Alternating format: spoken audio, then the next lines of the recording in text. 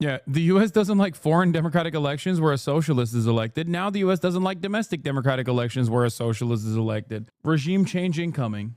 Anyway, my statement on Donald Trump's threat to deport me and his praise for Eric Adams, who the president helped out of legal accountability. The president of the United States just threatened to have me arrested, stripped of my citizenship, put in a detention camp, and deported. Not because I have broken any law, but because I will refuse to let ICE terrorize our city. His statements don't just represent an attack on our democracy, but an attempt to send a message to every New Yorker who refuses to hide in the shadows. If you speak up, they will come for you. We will not accept this intimidation. That Trump included praise for Eric Adams and his authoritarian threat is unsurprising, but highlights the urgency of bringing an end to this mayor's time in City Hall.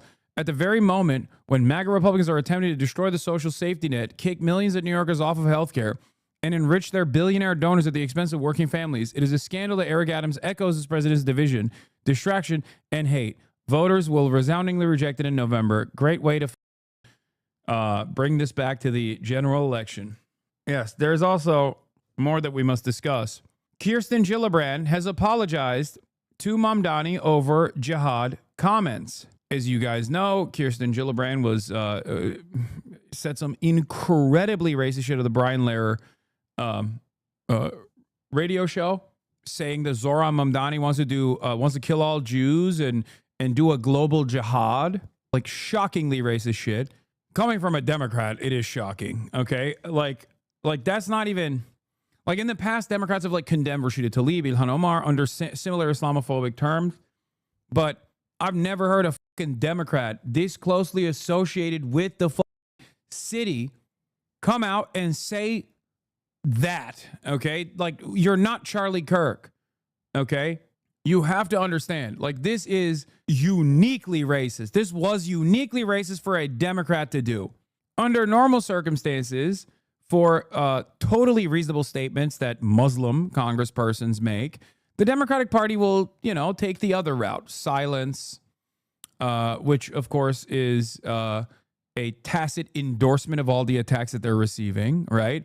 Or sometimes being like, well, people should be more careful of the words that they use, like, like subtweets, things like that. Kirsten Gillibrand took it on the fucking chin. Like, she took the John Fetterman route, which, by the way, I don't even know if John Fetterman had said something as fucking racist as Kirsten Gillibrand about Zoran. Has John Fetterman said anything like this racist about Zoran? I don't know. It was truly ridiculous. I'm sure he said some fuck shit. He doesn't know what's going on, but like, this was wild. Okay. Not yet. He's still processing. Yeah. They haven't told him yet, out of fears that he'll get a third stroke. Bro, she was hysterical on that phone call. No, absolutely. It was fucking insane. Gillibrand now has apologized to Mamdani. So your phone calls worked. We and many other people literally blasted the phones on her office, demanding a retraction and an apology. And I'm glad that it came. But the very fact that it existed was insane to me. And obviously, she will most likely never recover from this, I think. Austin Allman says, it could be a one-off, but Gillibrand being forced to apologize with a manufactured hysteria over Zoran's refusal to condemn every word in the Arabic language fades without him giving an inch feels like a watershed moment. I think we're playing by a different set of rules now. Yes, that's a hopeful way of looking at it. But yeah, in the past, judging by what took place against Ilhan Omar and judging by what took place against Rashida Tlaib in the past, remember, she was censured for saying from the river to the sea, Palestine would be free. Rashida Tlaib was. And the lack of defense for these individuals from the Democratic Party when they were receiving a torrent of hate versus a Democrat actually forced to apologize while other Democratic leaders are also slowly but surely, even if they don't immediately rise to the occasion and offer or issue they're still forced to even if they don't endorse, they are still forced to congratulate the victory, yada, yada, yada. We shall see what happens. The rules change every day. The richest people in the world are mobilizing the Dems to cut Zoran down. That for sure is happening. David says, the question remains, why does she walk into the Lehrer interview without knowing off book what Mamdani had actually said? She sounded frazzled. We're all guessing at what's going on inside her head, but my guess is that the specifics were immaterial to her. She expected to be able to characterize his comments however she pleased without pushback, true. And she has been in a state of disbelief over the last week that that isn't how Israel politics works anymore, which finally broke today. Yeah. And Kirsten Gillibrand is far from the only figure that is going to be the recipient of this cold, hard reality that is coming for them. There is no other group or no other advocacy, aside from pro-Israel advocacy, where actual institutionally important figures can go on national television and fucking say, this guy's a Jew hater, he wants to kill all Jews, without any evidence whatsoever. Okay? There are still people who are doing that. Eric Swalwell did that. Richie Torres implied it as well, not to the same degree as Kirsten Gillibrand, because he still has his progressive bona fides, despite the fact that he's Israel's attack dog. Okay? Jonathan Greenblatt still goes on television and lies all the fucking time. In a few weeks, Fetterman will be like, who the hell is Zorro Tahini? He's the Internet Explorer of politicians. I was told that this guy, Zorro Tahini, won the New York City mayoral primaries, and I am very scared. Am Israel high. He is going to be a really bad mayor of Tel Aviv. Oh boy. A primary campaign that pressures Hochul to work with Zoran and raise taxes on the millionaires. This could genuinely get Hochul to switch opinion. Antonio Delgado. Zoran cannot deliver bold change alone. He's a governor. Okay, see? There are people who are recognizing the attitude shift. Antonio Delgado. Zoran cannot deliver bold change alone. He needs a governor who's willing and ready to work with him. Governor Hochul, whatever, refuses to tax the ultra wealthy or big corporations to achieve affordability for all. If you want change in New York City, we need a change in Albany. Oh boy. Hochul already defending Zoran. Pressure is already working. I don't care if you're the president of the United States. If you threaten to unlawfully go after one of our neighbors, you're picking a fight with 20 million New Yorkers, starting with me. Damn. Yes, queen. Yes, queen. Snap. She snapped. Slay, queen. Yeah. By the end of this process, if this mobilization is moving in this direction, Governor Kathy Hochul is going to be known as Wokel, okay? She's going to be like, I've changed my name. I'm Governor Kathy Wokel. I want to not only raise the tax on the billionaires, I want to criminalize being a billionaire, okay? Kathy Wokel, we ride at dawn. Who's going to tell her about Mahmoud Khalil? Well, one day at a time. Also, the final vote tabulations came out. By round 3, Zoran wins 56% of the vote, with Andrew Cuomo receiving 44% after everyone was crossed out. Okay. With Zoran receiving 102,000, with Andrew Cuomo receiving 219,000. It's still not enough. Thank God for his resounding second highest win in New York City mayoral primary history. It is pretty crazy, though, that Zoran's first round rank 1 voters was still higher than Andrew Cuomo's final votes with all of the additional ranks. You're reading it wrong. It was a transferred vote. What do you mean? Wait, am I wrong? By round 3, everyone got knocked out and Zoran received 100,000 plus votes, like 100,000 votes. Almost 100,000 votes, and Andrew Cuomo received, 378,000 to 428,000? 100,000 votes. Zoran got 100K votes, transferred to 55K. Washington is broken and the system is rigged. Colin Allred is back. But a lot of things. Jesus Christ. Anyway, I don't want to hear from Colin Allred, sorry. Eric Adams got 750K in the general election. Yeah, but that's the general. Eric Adams got, I think, less votes than Zoran did in the final vote tabulation than Zoran did in rank 1, like round 1 of ranked choice voting. And yeah, I talked about this already. Let's add to this. Adams won by 7,200 votes, and Nancy Pelosi promptly invited him as a featured guest to brief congressional Democrats on messaging strategy. Zoran won by 116,000 votes, and Hakeem Jeffries is basically insisting he's never heard of him.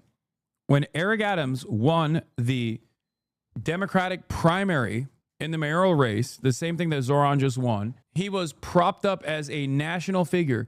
Nate Silver was literally talking about how he should be the president. He should run as president in the Democratic Party. Mamdani put up FDR numbers on and Dem-elites refuse to endorse him because he won't toe the line on Israel. They'll couch it squishy and mopey, heeding concerns for Jewish voters and liberalese, but it's 100% about Mamdani's refusal to spout Israel has a right to defend itself problem. Some people are saying it's not just about Israel. They think it's like socialism as well. But I think it's mostly about Israel. I don't think Brad Lander will be getting this level of fucking animosity when there are a lot of, Brad Lander himself was a DSA guy until 2023. And Brad Lander also had a bunch of progressive policies, maybe not to the same extent as Zoran Mamdani, but, you know, yeah. Cuomo actually wound up with 24K more votes than Adams got in 2021 when he won the final round narrowly. Mamdani just transformed the electorate.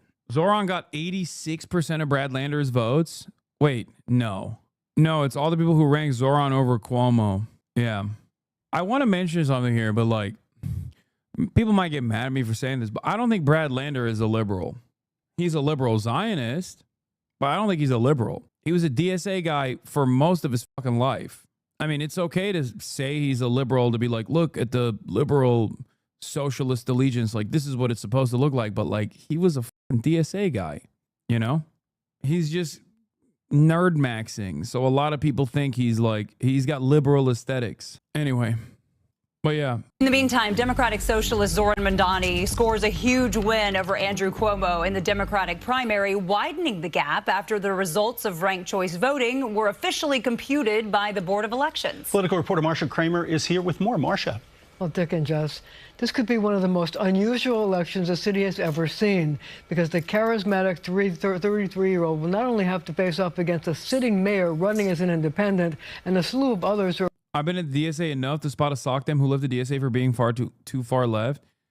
I mean, I don't think he left the DSA for being too far left. I think he left the DSA because of Israel. And even then, he's a interesting dude. And the reason why I think he's an interesting dude is because I don't know if you guys know this, but we've covered some of his background here, and like a lot of the opposition. Like a lot of the Oppo research done on his background actually talked about how many dangerous radicals his office associated with, and he himself associated with, Linda Sarsour being one example. Having actual anti-Zionist Jews come out of his tutelage. And even like it was basically like a breeding ground for anti-Zionist Jews, and also anti-Zionist, scarier than anti-Zionist Jews, anti-Zionist Muslims as well. So like you clearly are not that much of a fucking lunatic or a rabid Israel defender if you have friendships and associations like that. Unusual, you and the people who think like you see this win as unusual. Intelligent, empathetic people see it as inevitable. Wait, what? I don't think you understood anything I was talking about here. What are you talking about? What? No, what I was talking about unusual is like normally when someone is a liberal Zionist, they got the fucking yellow ribbon on their Twitter account and they basically fucking regurgitate Kahanist sentiment, okay? Brad Lander is not like that at all. He is a liberal Zionist, but he's like in the Bernie camp. He's a liberal Zionist who associates with regular frequency. Oh, that's what the reporter said. I said that too. Sorry.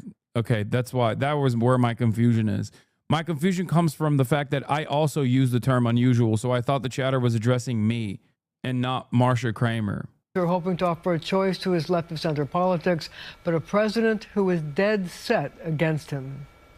Well, then we'll have to arrest him. A stunning remark from President Trump about the winner of the Democratic mayoral primary after a reporter told him that Zoran Mamdani threatened to defy ICE. It provoked this response from Mamdani on social media. Quote, his statements don't just represent an attack on our democracy, but an attempt to send a message to every New Yorker who refuses to hide in the shadows. If you speak up, they will come for you. On the very day that Zoran Mamdani officially won the Democratic mayoral primary with a 12... No, Brad Lander is a leftist, dude. Stop saying he's not a leftist. He fucking is. Come on, dude. What's the expectation? Like, especially by American standards, especially by like elected official standards, Brad Lander is a leftist. 12-point, 56-44 win over Andrew Cuomo. He got a welcome to the wacky world of the 2025 mayoral race from President Trump. The only reason why he's not like a actual full-blown leftist is because he's he's not anti-Israel. I wouldn't even, I think he's even more than fucking Elizabeth Warren is my point. Now, I don't think it's an unfair association to say that you can't be a leftist if you're a liberal Zionist.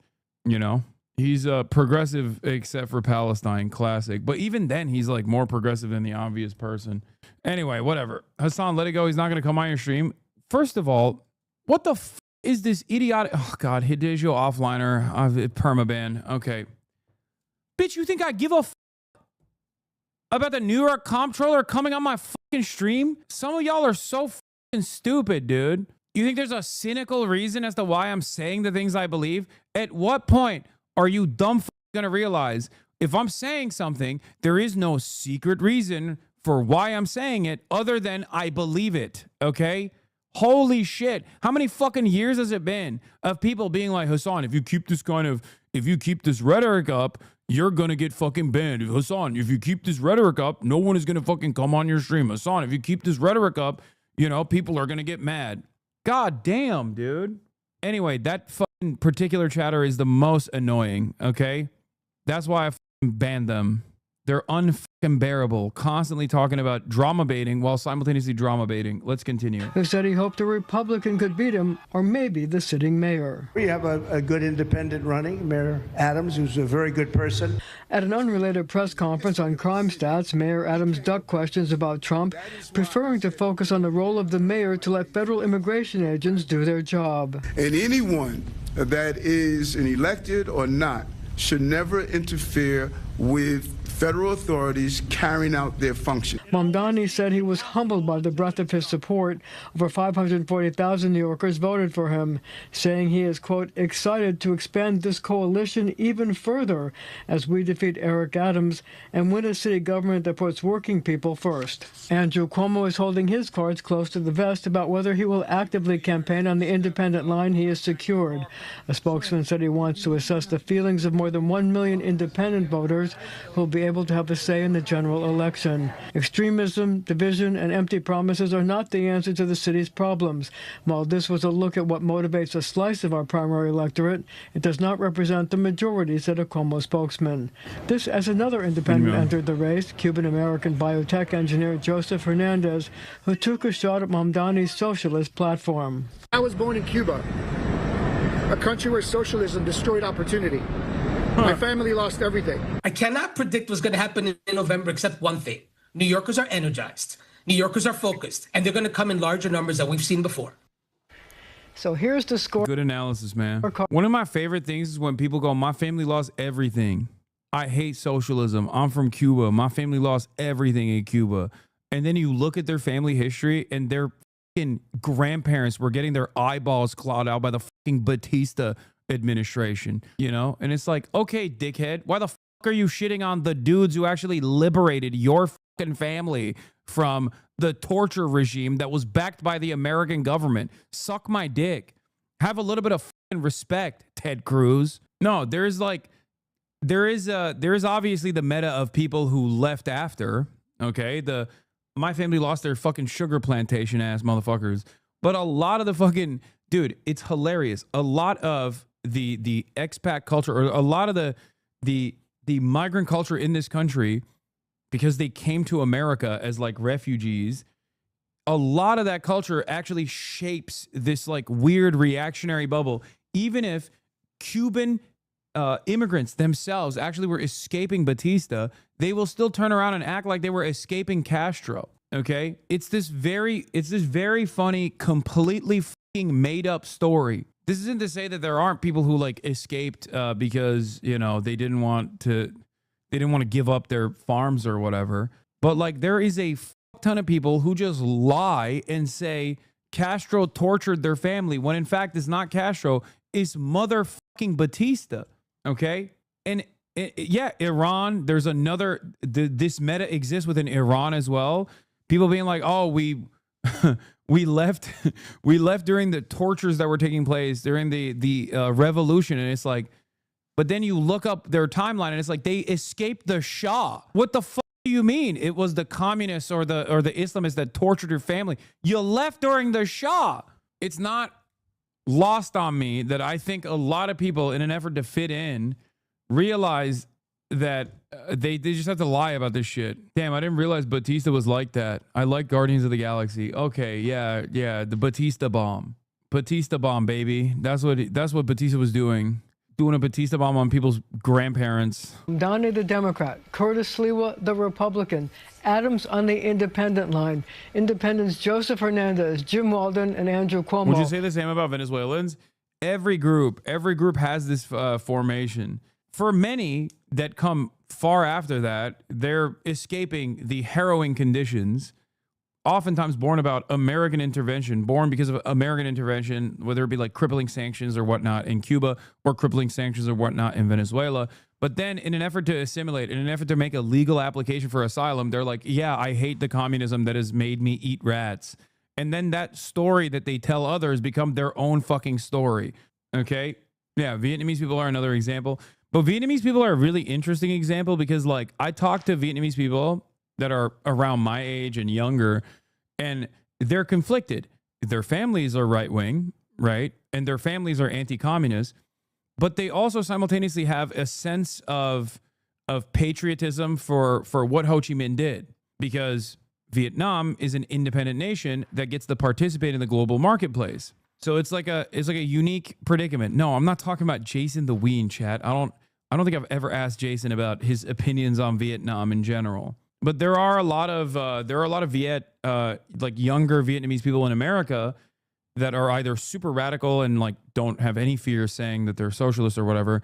But then there are some who are like, I'm supposed to hate communism, but also at the same time, I'm supposed to feel pride because communists unify the country and were able to win the war of independence against America. There was a poll in 2024 election that Vietnamese Americans had the single highest left-right differential by age. That makes total sense. As a Vietnamese Chinese Australian, was brought up hating communism in Vietnam, but my Chinese grandfather was in the Red Army, Lemao.